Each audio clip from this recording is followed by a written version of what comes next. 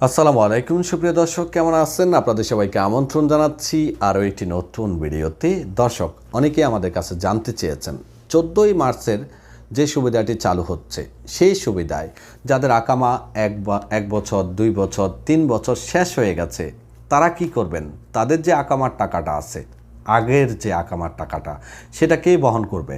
নতুন কফিল নাকি পুরনো কফিল, নাকি আমাকেই বহন করতে হবে? অথবা সরকার কি এই টাকাটা মাফ করে দিবে? এছাড়া আরও কয়েকটি গুরুত্বপূর্ণ প্রশ্ন আপনাদের কাছ থেকে আমি পেয়েছি, যার মধ্যে আছে হুকুকের টাকা। হুকুক মানে হলো সার্ভিস বেনিফিটস। সেই টাকাটা কে দিবে যদি আমি কোম্পানি ছেড়ে অন্য কোম্পানিতে চলে যাই?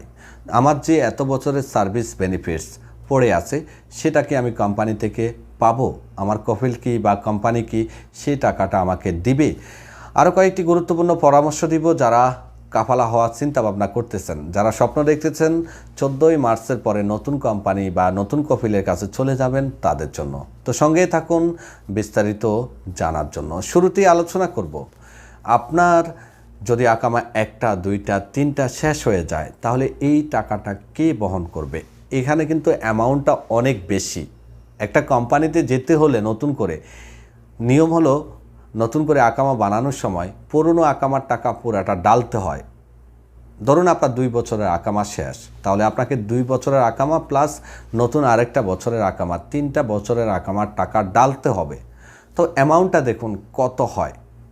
আপনার যে আকামাগুলো গত হয়ে গেছে সেখানে কিন্তু আপনার খরচটা আসবে 9,550 রিয়াল করে, অথবা 9,000 করে। আমি 9,000 করে ধরছি। তাহলে দুইটাতে আসবে 18,000 রিয়াল, জরিমানা আসবে 1,000 রিয়াল। তো এত টাকা দিয়ে যদি একটা লোক নতুন কফিল বা কোম্পানির কাছে কাফালা হয়, সে তো কোনো ফায়দাই পাচ্ছে না। অনেকের পক্ষেই কিন্তু এই টাকাটা জোগাড় করা সম্ভব না। সরকার কি এই টাকাটা মাফ করবে কিনা, এই প্রশ্নটা অনেকেই করেছেন। দেখুন, মানব সম্পদ মন্ত্রণালয় তারা যে সিস্টেমটা বলেছে সেখানে কিন্তু কোনো কিছুই উল্লেখ করেনি আকামার টাকা কমবে কি, আকামা কত হবে, আকামা যে গত হয়ে গেছে সে টাকা কে বহন করবে, এই সব বিষয়ে কিন্তু কিছুই উল্লেখ করেনি। তারা শুধুমাত্র প্রাথমিক একটা নিয়ম জানিয়ে দিয়েছে, কিছু শর্ত দিয়েছে কফিল বা কোম্পানির জন্য, আর একটা নিয়ম জানিয়ে দিয়েছে এই নিয়মটা চলবে। ব্যাস।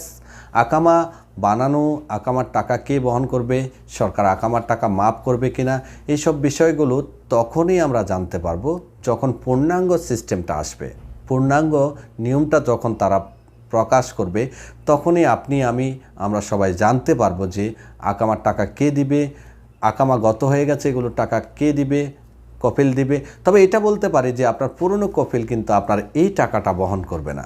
যদি সরকার মাপ না করে তাহলে কিন্তু অনেকেই কিন্তু এই সুবিধাটি পাবে না।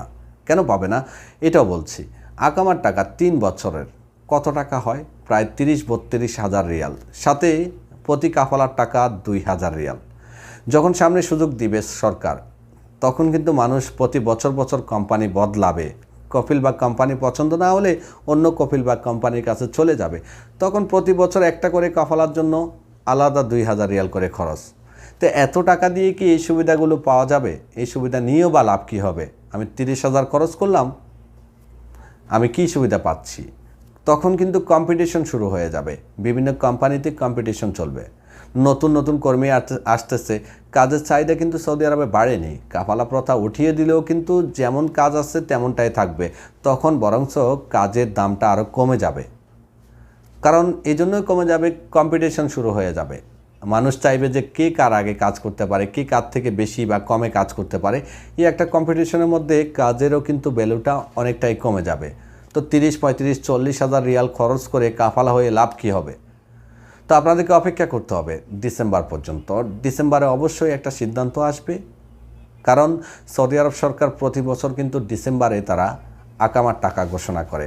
এবারে আকামার টাকা ঘোষণার সময় কিন্তু 14ই মার্চের বিষয়টা সামনে নিয়ে আসবে। আর যদি ডিসেম্বরে তারা ঘোষণা না করে তাহলে সেটা তারা ঘোষণা করবে ফেব্রুয়ারিতে। তো আমাদেরকে অপেক্ষা করতে হবে আকামার টাকা কমবে কিনা, আকামার টাকা কে বহন করবে, নতুন কফিলের সিস্টেম কি, সব কিছুই কিন্তু আগামী কিছুদিনের মধ্যেই পরিষ্কার হয়ে যাবে। তো আমাদেরকে অপেক্ষা করতে হবে। ততদিন আরও কিছু বিষয় নিয়ে আলোচনা করছি। সেটা হলো হুকুক কে দিবে? আপনি যে এত বছর আপনার কোম্পানিতে কাজ করেছেন, আপনার যে হুকুকটা, আপনার যে সার্ভিস বেনিফিটসটা, সেটা আপনি যখন কোম্পানি বা কফিল পরিবর্তন করে অন্য জায়গায় চলে যাবেন, তখন আপনার কফিল কি বা কোম্পানি কি এই টাকাটা আপনাকে দিবে কি না, এটা একটা প্রশ্ন। এই টাকাটা অবশ্যই দিবে। আপনি কফিল পরিবর্তন করলেও আপনার কফিল বা কোম্পানির বিরুদ্ধে আপনি মামলা করতে পারবেন। আগের যে কফিল বা কোম্পানি, সে যদি আপনাকে সহজে টাকাটা না দেয়, যেহেতু সে এত বছর আপনার আকামা বানাতে পারেনি কিংবা আপনার সাথে তার বনাবনি হয়নি, বিদায় আপনি নতুন কোম্পানির কাছে চলে যাচ্ছেন, সেহেতু সে চাইবে আপনার টাকাটা ঘোরানোর জন্য, সে চাইবে না দেওয়ার জন্য, কিন্তু আপনার কাছে রাস্তা আছে, সেটা হলো মুক্তাবাল আমেল। মুক্তাবাল আমেল কিন্তু আপনার এই টাকাটা উঠিয়ে দিবে, এটা তাদের দায়িত্ব। আপনি নতুন কপিলের কাছে থেকেই তাদের বিরুদ্ধে মামলা করতে পারবেন। আমার হুকুক রয়ে গেছে, আমার হুকুকটা উদ্ধার করে দেয়। তবে এটাও সত্য, মুক্তাবাল আমেলে মামলা করলে কিন্তু মামলা খুব সহজেই শেষ হয় না, 3 থেকে 5 মাস পর্যন্ত লেগে যায়। তো যারা মামলা করবেন চিন্তা ভাবনা করেই করবেন, কারণ মামলাগুলো খুব সহজে শেষ হয় না, অনেক সময় লাগে, যেহেতু টাকা পয়সার ব্যাপার। এবার আসুন, যারা চিন্তা ভাবনা করতেছেন কফিল পরিবর্তন করবেন, তাদের করণীয় কি? 14ই মার্চের পরপরই কিন্তু হুলস্থুল কাণ্ড শুরু হয়ে যাবে। বিভিন্ন কোম্পানিতে কিন্তু আপনার মানুষের যাতায়াত বেড়ে যাবে, ভাই আপনার লোক লাগবে কিনা, আপনাদের লোক লাগবে কিনা, বেতন কত দিবেন, এই সেই নানান তোড়জোড় শুরু হয়ে যাবে।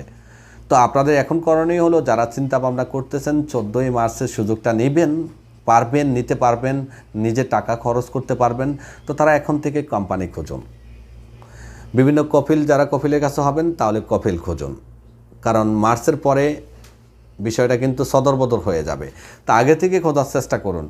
আপনার যদি আত্মীয় স্বজন কোনো কোম্পানিতে কাজ করে, সেই সব কোম্পানির সুযোগ সুবিধা কেমন, আগে থেকে খবর নিন, দেখুন তাদের সুযোগ সুবিধার সাথে আপনার বনে কিনা। আপনার বললে তাদের সাথে কথা বলে রাখুন যে আমি তোর কোম্পানিতে কাফালা হব যখন সিস্টেমটা চালু হয়ে যাবে।